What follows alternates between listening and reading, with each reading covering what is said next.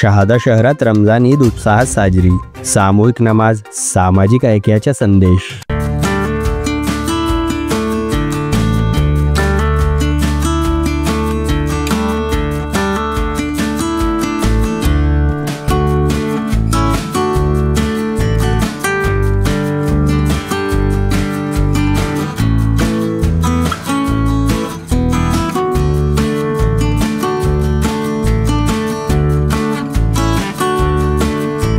शहादा शहरात रमजान ईद मोठ्या उत्साहात आणि शांततेत साजरी करण्यात आली। महिन्याभराच्या उपवासानंतर आलेल्या या पवित्र सणानिमित्त मुस्लिम बांधवांनी ईदगाहमध्ये एकत्र येऊन सामूहिक नमाज अदा केली।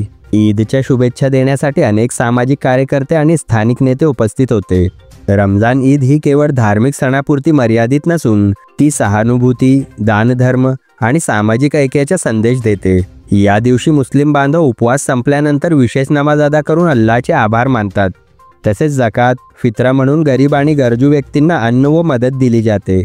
घराघरात शीरखुर्मा, सेवई आणि विविध पारंपरिक पदार्थ बनवले जातात। कुटुंब, नातेवाईक आणि मित्रपरिवार एकत्र येऊन गोडधोड पदार्थांचा आनंद घेतात। शहरातील विविध भागात मुलामुलींनी नवीन कपडे परिधान करून ईदच्या आनंदात भर टाकली।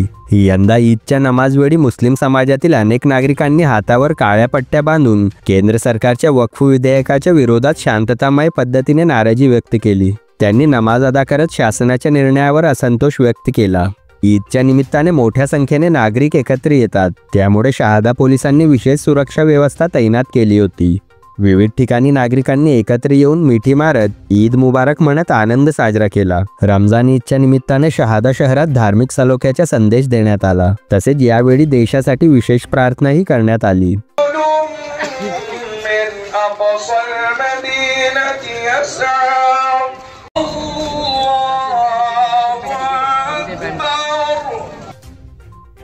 Bureau report, NDT news.